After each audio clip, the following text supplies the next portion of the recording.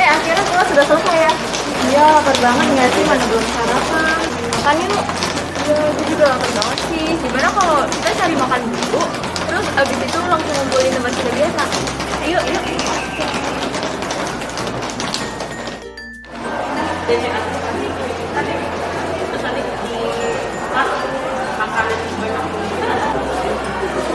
Ini kamu serius? Ini bakal habis semua? Ini banyak banget loh. Tenang, bakal habis kok.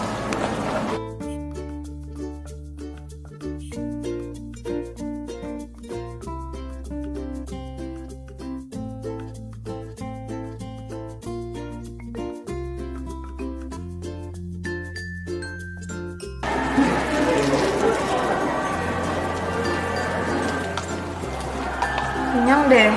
Mau nggak? Ya dulu deh.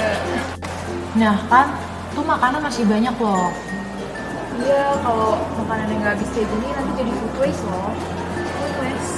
Iya, jadi food waste itu tuh makanan yang kualitasnya masih baik, masih bagus, tapi karena satu dan lain hal itu masih nggak dimakan atau nggak dimanfaatin, misalnya kayak kupasan buah nih, atau makanan yang udah disajiin tapi nggak dimakan, gitu. Oh alah. Tapi emang food waste itu penyebabnya cuma gara-gara nggak ngabisin makanan? Enggak dong, masih ada beberapa penyebab lain. Contohnya yang pertama improper storage, di mana makanannya kurang terlihat sehingga hanya sebagian dikonsumsi. Yang kedua large portion, yaitu makanan berporsi besar, contohnya yang ada di restoran all you can eat. Yang ketiga data label confusion, di mana pada label-label makanan itu biasa ada tulisan seperti best before, sell by. Nah itu menyebabkan konsumen membuang makanan itu sebelum batas waktunya. Bener banget, Stel. Nah, ada juga nih penyebab food waste, yaitu overbuying. Overbuying itu gimana? Jadi, konsumen membeli bahan makanan dalam jumlah banyak sekaligus dan nggak mampu nih untuk menghabiskannya. Selanjutnya, ada yang disebut dengan food planning. Food planning itu gimana? Jadi, seringkali konsumen tidak merencanakan pembelanjaan secara tepat gitu. Jadi, ada bahan makanan yang dibeli padahal tidak digunakan atau tidak sesuai dengan dengan makanan yang mau dibuat gitu. Jadi ujung-ujungnya ada food waste ya deh. Yang terakhir itu lack of freezing. Bedanya apa sih lack of freezing dengan yang lain?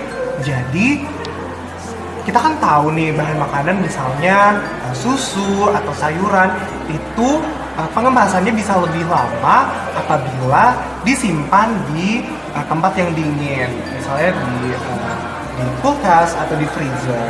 Nah, seringkali orang-orang tuh nggak paham gitu kalau bahan-bahan makanan tadi tuh perlu didinginkan sehingga dibiarkan saja. Nah, kalau dibiarkan saja kan masa penyimpanannya jadi lebih singkat, dan kalau lebih singkat tentunya bisa rusak yang ujung-ujungnya nanti malah jadi food waste. Oh, banyak banget dong penyebabnya. Terus berarti bisa mengakibatkan banyak dampak buruk juga dong? Iya dong. Jadi food waste itu juga punya dampak terhadap lingkungan, terus juga ekonomi, dan juga dampak sosialnya. Kalau di lingkungan sendiri itu ada berdasarkan laporan kajian Food Loss and Waste di Indonesia. Ternyata tuh ada potensi emisi gas rumah kaca yang dihasilkan dari food waste itu karena tahap dari distribusi, pemasaran, dan juga konsumsi makanan. Jadi besaran rata emisi dari food waste itu 4,3 kali lipat lebih tinggi daripada besaran untuk emisi gas rumah kaca dari food loss. Nah, food loss ini tuh proses produksi, pasca panen, penyimpanan, pengolahan, dan juga pengemasan dari makanan. Terus, dampak dari pemanasan emisi gas rumah kaca yang disebabkan oleh food waste ini tiap tahunnya tuh meningkat terus loh. Berarti peningkatan emisi gas rumah kaca tuh nggak cuma dari kegiatan-kegiatan industri gitu ya? Iya, benar. Walah, baru tahu deh aku.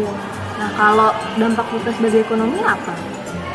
Nah, kalau dampak food waste dari segi ekonominya sendiri, semakin besar food waste, maka semakin besar pula kehilangan ekonomi yang kita rasakan. Di Indonesia sendiri itu, aspek ekonomi telah mempengaruhi kehilangan sekitar 213 sampai 551 triliun per tahunnya.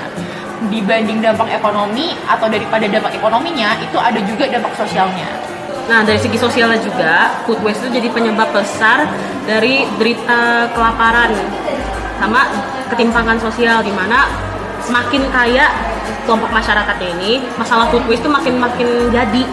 Karena mereka kan lebih banyak uang, mereka pasti kalau misalnya udah poor planning atau penyebab yang lainnya tuh bakal lebih ada di household mereka.